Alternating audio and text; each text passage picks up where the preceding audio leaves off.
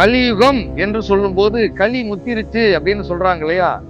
கலியுகத்தில் மிக அதிகமான கசடுகள், மாசுக்கள், தீய நிலைகள், அசுர சிந்தனைகள் இவையெல்லாம் கர்மாவின் படியும் என்று சொன்னார். இன்னொரு முக்கியமான செய்தி என்னன்னா, அந்த கர்மாவை அசுத்தப்படுத்துவது, கர்மாவை கடுமையாக்குவது போன்ற சக்திகள் இருக்கிறது அல்லவா? அந்த சக்திகள் தான் இன்றைக்கு 90% இயங்கிக் கொண்டிருக்கிறது, மக்களை இயக்கிக் கொண்டிருக்கிறது.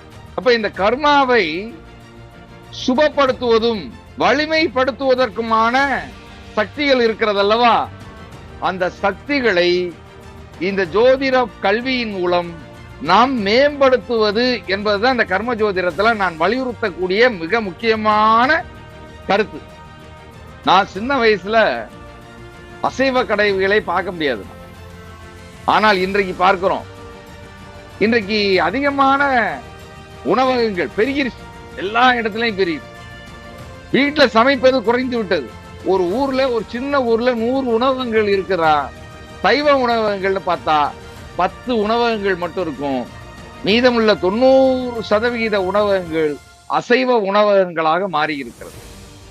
நிச்சயமாக எதிர்காலம் நமக்கு மகிழ்ச்சியாக இருக்காது.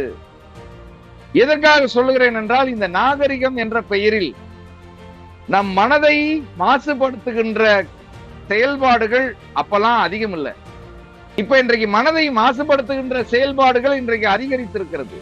உடலை மாசுபடுத்துகின்ற செயல்பாடுகள் இன்றைக்கு அதிகரித்திருக்கிறது. எது நல்லது எது கெட்டது என்பதை நீங்கள் எப்படி தீர்மானிப்பீர்கள்? இன்றைய இளைய சமுதாயம் என்ன நினைக்கிறது என்றால், உடனே எனக்கு காரியம் நிகழணும்னு நினைக்குது. சார், நீங்க சொல்றதெல்லாம் கரெக்ட் தான். நண்பர் இருக்கான், நாங்க சினிமாவுக்கு போனோம்னா சினிமாவுக்கு வரமாட்டான், நம்ம கோயிலுக்கு போவோம். நாங்கெல்லாம் மது அருந்த போவோம், அவன் வரமாட்டான். நாங்கெல்லாம் நான்வெஜ் நிறைய சாப்பிடுவோம், அவன் சைவ உணவை தவிர சாப்பிட மாட்டான். அதுவும் வீட்டு சாப்பாடை மட்டும்தான் சாப்பிடுவோம். அவ்வளவு அற்புதமான ஒரு மனிதன், எந்த ஒரு தவறுமே செய்யாதவன், அவனுக்கு கேன்சர் என்ற நோய் வந்து போயிட்டான். தூய்மையாக இருக்கக்கூடிய ஒரு மனிதனிடம் எப்படி இந்த நோய் தொற்று வந்தது?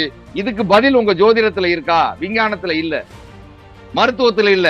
அவர்கள் என்ன செய்கிறார்கள் தெரியலங்க, உங்க அம்மா அப்பா கிட்ட ஏதாவது இருந்திருக்கும், இல்ல உங்க தாத்தா பாட்டி கிட்ட இருந்திருக்கும், அதனால இந்த வினை இது வந்திருக்குங்க என்று சொல்லுகிறார்கள். அதைத்தான் ஜோதிடம் என்று கர்மா என்று சொல்லுங்க. அப்ப எந்த தப்புமே செய்யாதவனையும் பாதிக்குமா? ஆமா, பாதிக்குதே. நான் நல்லா சுத்தமா இருக்கிறேன், ஆனா என் வீட்டுல கொசு வந்து என்னுடைய குழந்தைக்கு மீது டெங்கு காய்ச்சல் வந்துருச்சு. இப்ப நான் எந்த தப்பும் பண்ணல, என் பக்கத்து வீட்டுல பண்ண தவறு என்னை பாதிக்கிறது.